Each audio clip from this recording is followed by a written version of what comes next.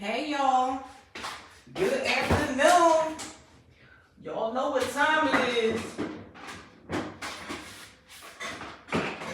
Hold up.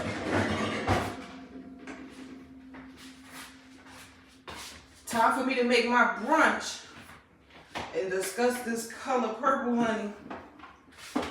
Cause y'all know I went to the movie yesterday to go see it. And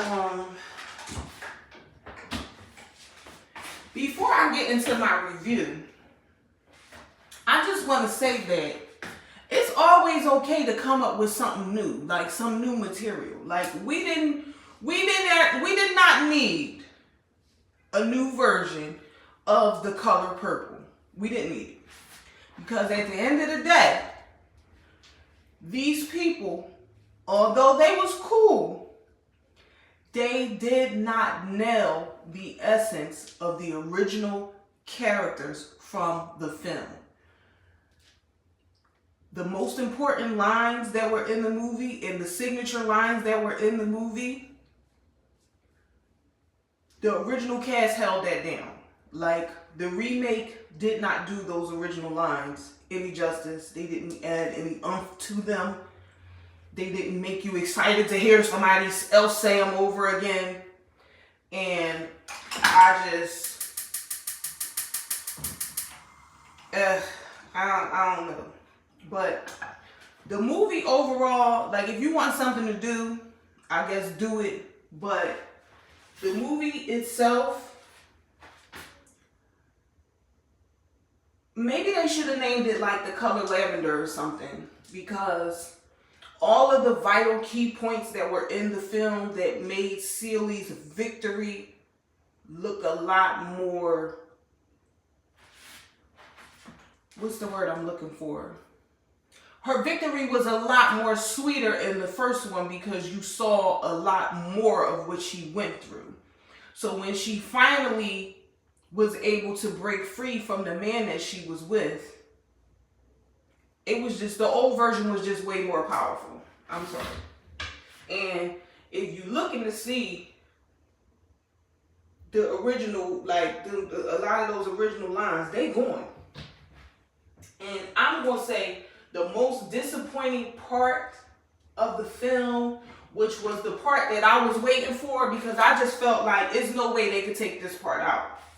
But at the end, when Suge Avery came to her dad's church singing God Is Trying to Tell You Something, right? That was the best part of the movie. They flipped that around and completely took that out. And it was just like, why did I come here? I gotta do better. The characters that were in the movie, they was cool. Like the girl, I don't even know her name, forgive me, but the one that played Miss Sophia, like she was cool, but again, she didn't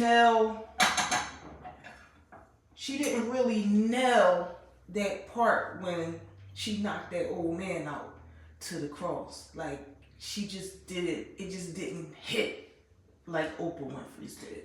It didn't. But what else? I knew it was going to be different, but I didn't know just how different it was going to be. I didn't know Sierra was in that movie. I didn't know Sierra was in it. I didn't know the Reverend Leon Lonnie Love was in it, okay? He was the Rev. He was Suge Avery's dad. I didn't know that he was going to be in it. And what's the lady name? God, I don't be knowing nobody's name, child. What's Take Me to the King? Her. She was in it. I don't know her name. I can't think of her name right now, Lord. But she was in it. Some of the songs was cool, but again, I'm not that slavery time. Show his time, master. Like, I don't like that kind of stuff. So that stuff typically rubs me the wrong way, and I don't know. But how did I feel about the movie overall? like I said, it was something to watch, and I would have preferred to actually watch it at home. Like, I don't feel like I needed to view it at the movies. It wasn't that deep to me, honestly. And I just feel like they softened a lot of the blows, so you didn't get the real energy that you felt from the original one.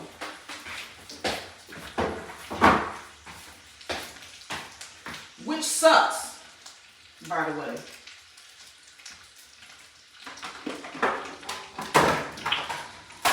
Because it was like, what's the point? And I know that, so in the book, you know, Mr. Kids was Suge Avery's kids. So I thought that, and although I kind of feel like they alluded to that a little more in the first one, by like just the endearing things that she would say to them or about them, I feel like they did that a little bit. But they didn't acknowledge the fact that Suge Avery had kids in this version. And I mean, I guess y'all. But I don't know. We didn't need Color Purple Part 2. And we definitely didn't need the musical. Like, I mean, if you want to do that, you know, go to Broadway and go see them on Broadway. But as far as like, if you didn't see the movie, like, I wouldn't break my neck to go out there and go see it. Like, it's alright. Like, and y'all know I ain't gonna tell y'all no lie. But the movie, all the iconic lines you're gonna be expecting to see, you ain't gonna see that. And like how they cut out, you show is ugly. That was one of the best parts. And I get it that nowadays, child, you can't say nothing about nobody, child. They act like it's the end of the world if you say something about somebody. But they still was calling Celie ugly in there, but it just wasn't. It didn't hit as hard because I guess they was trying to be politically correct and try to protect themselves from backlash. And that's what I don't like about TV and stuff nowadays, because everybody is so scared of the backlash. It's like, let me not say this because I don't want to get in trouble. And that's what makes everything boring now. But it definitely was a different version. It was a different experience. And seeing it one time was enough for me. I don't ever want to see it again. I ain't even gonna lie.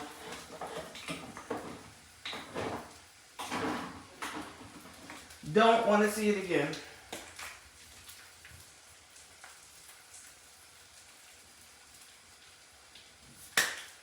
Let me think. Is there anything else I had to say about that movie? We went kind of late. I went at 8:15 because all the earlier times were sold out. That was the first available. So that's what time we ended up going. But, man, I wasn't impressed. Not that I was impressed with the first one, because it's a horrible story to begin with. It's a horrible story, period. But I don't know. I could have did without that in my life. Was there anybody else on here that I didn't know was going to be on here or anything?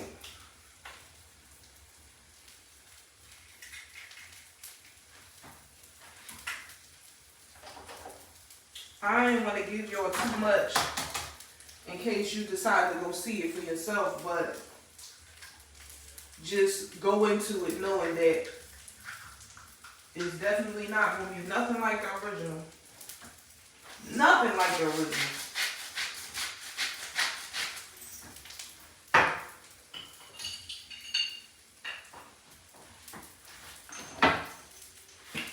Whoopi Goldberg was in it. How I forget that? Whoopi Goldberg was in it for 20 seconds.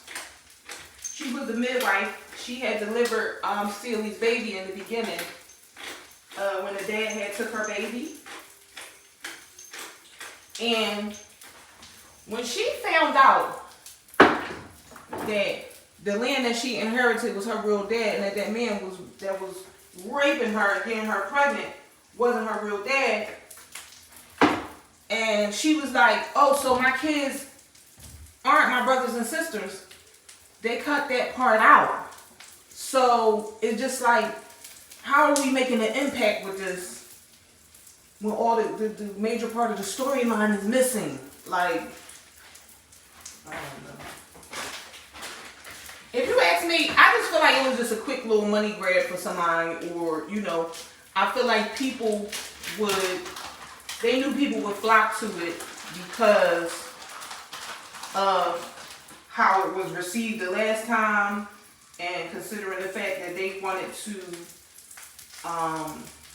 you know, rewrite the history of how people felt about their movie the last time, because, you know,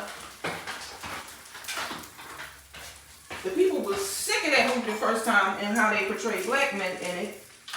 And I feel like they were kind of trying to redeem themselves. Like, the way the dad was. Like, the dad was wilding out in the first one. The dad was wilding out. Mr. Dad, he was wilding in the first one. And he was so sick of Suge Avery, he didn't know what to do with himself. But on this one, they took it easy on Suge. They really ain't, you know, say too many bad things about her.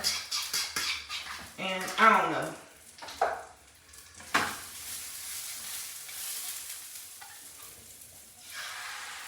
But if y'all saw the movie, y'all drop one down to the comments and tell me what y'all think about it, because that just wasn't it for me. I wasn't impressed.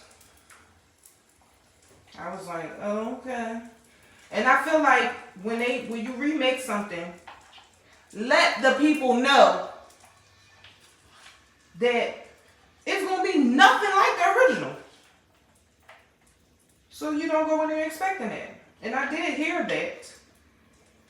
I did hear that on the streets from the people that actually went to the screening of the movie. But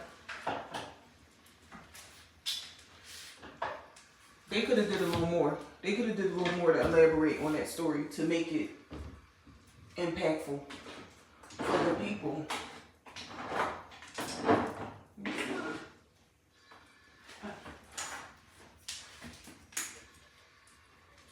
Would I say I didn't like it?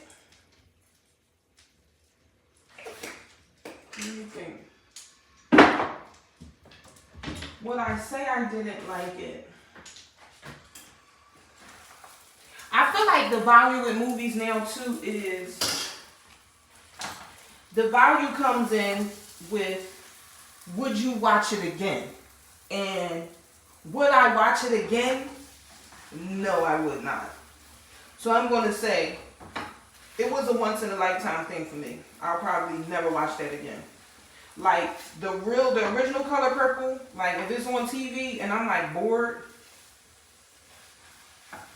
I might watch it. But that, I don't ever want to see that again. I ain't gonna lie. So, I guess if you're bored, give it a spin.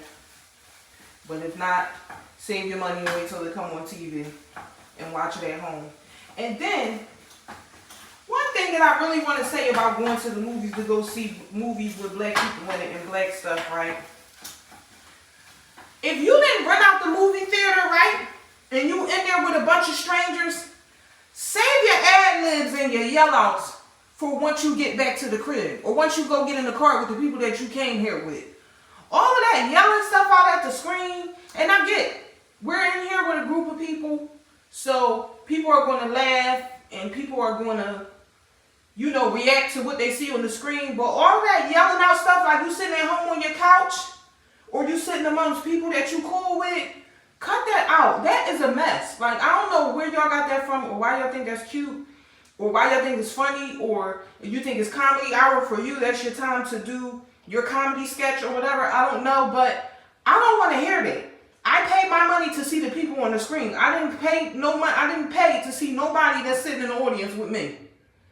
So just keep that in mind when you go to the movie theater. Nobody wants to hear your ad-libs. Shut up and watch the movie. Like, if you gotta laugh, do that. If you feel like you want to cry, do that. But keep all that chit-chatting to a minimum. I don't like that. But bye, y'all. Tell me what y'all think.